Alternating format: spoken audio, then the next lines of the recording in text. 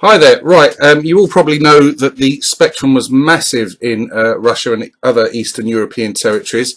There's some fantastic games come from there. I didn't know anything about this until I got back into the specky stuff a few years ago. Now, I've decided to look at a lot of the Russian games. I've looked at an awful lot of them already, and some of them are absolutely outstanding. So what I'm going to do is every week or so I'm going to focus on one game. I originally was going to do a video and cobble a load of gameplay videos together into the one video, but some of these games are so good that you can't really do them justice in like a 1 minute segment. So what I'm going to do is each game is going to get its own video, as some of the others have before. Now this is a 1997 release, so it's retro in itself from Perspective Group, and it's called The Last Courier.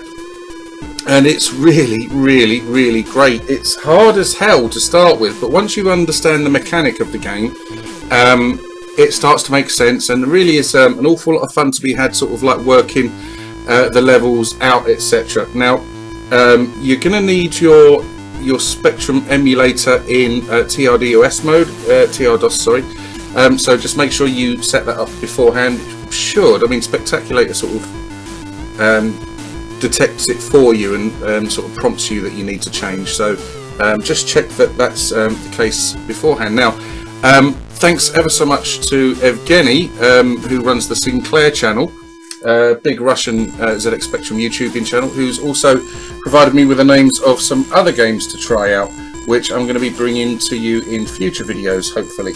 Now, what we have with The Last Courier is a kind of, it's sort of a bit Prince of Persia-y in its animation and design. As you can sort of see here, that's me down on the bottom left. And the premise is you've got to get to the exit, which is up on the top left there. And the only way you can do that is by using the various bombs that you carry, as you can see there, to blast your way across the level and get the various things you need whilst avoiding blowing yourself up, which it took me an awful long time to work out how to actually do that. Now, you also have a bridging block that you can lay, and that's displayed in the bottom right-hand corner there.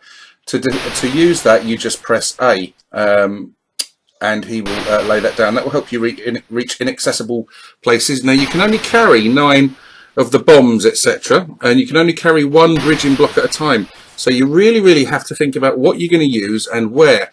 Now, you can fall 3 of those block heights, but you can only climb 2, so don't be sort of crafty and think, oh, I'll save myself a bit of dynamite and just I know I can survive this drop, so I won't blow that final block up, because you're eventually going to have to make your way back across the level, and if you haven't got anything, you can't lay those bridging blocks on the floor. They are literally just gap bridges, so you can knacker yourself right up by being a smart ass, basically, as happened to me several times. Now, as you can see, the animation on the character is brilliant. It really is well done. I really enjoyed this game, but it's got quite a steep learning curve. Initially, it takes quite a long time to figure out exactly what it is you've got to do and in what order you've got to do it, what you've got to leave where, what you've got to pick up, etc. But once you do get the hang of it, it's really, really addictive. And I enjoyed the hour or two's play I had with this. I'm going to confess, I had to go to the RZX Archive YouTube channel and find out exactly what it was that I needed to do to get through the first level. Now, graphics, like I said, brilliantly animated, etc. There's not an awful lot of sound in the game, apart from the title music on the title screen that you heard there, and the explosion effects whenever you set a bomb off. Now, you only get 1 life in this game, so you've got to make sure that you do not spaz anything up, as I managed several times. Really, really very enjoyable game. You can see there's a sort of timer there as well, so you know there's an opportunity to sort of speed run things if you want to.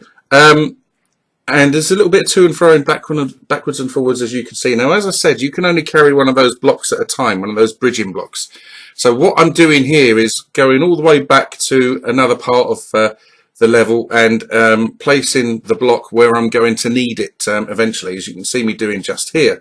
Now, like I said, I would have been fannying around for ages trying to work out what to do on this, because, you know, obviously the instructions are in Russian and I can't speak understand a word of it. So it took a while to figure out exactly what it was that I had to do, hence the trip to our ZX archive, which I don't like to do. I like to try and work the game out myself. But having said that, it's a fantastic YouTube channel and definitely worth checking out, especially if you get stuck or if you want to work out what it is you've got to do in a particular game. And it's come in handy several times for me. So, The Last Courier is one of a couple of games. There is a sequel, A Last Courier 2. I haven't played that as yet, but I will do. Because I've really enjoyed the time that I spent with this. It looks very, very simple, but it really does get the old grey matter going. So, the question I'm going to ask, as I always do, are you familiar with any of the software from Russia? One of my, or two of my most favourite games, I have to say this, of all time, including games that I bought back in the day, like the sort of classic era of the Spectrum, Tourmaline and Dreamwalker, are by Retro Souls, and they are absolutely amazing games. There's nothing wrong with either game at all. Tourmaline just shades it from Dreamwalker for me, but it's a very close run thing. So here we are now. I've got to the end of the level. So yeah, Russian ZX Spectrum games. What are your experiences of them? Are there any more that I should check out? Obviously, I've got Metal Man to look at. I've got a few others, Adventures of Baratino, Brain Crush, another perspective group game. But everything, you know, the quality of some of the software that came out, if it had ever been released back in the day over here, I'm sure it would have been very successful, because it really is a good game. Now, as you can see, I've here hugely knackered myself because I've put that block right next to where I dropped a bomb. And there we can see, game over for Baz. And that is going to be video over. Now, that was just a short video, just to give you an insight as to The Last Courier, what it is, what it's like. It is a great little game. Please head over to World of Spectrum and download it. Like I say, you're going to have to make sure that your emulator is in TR-DOS mode, etc.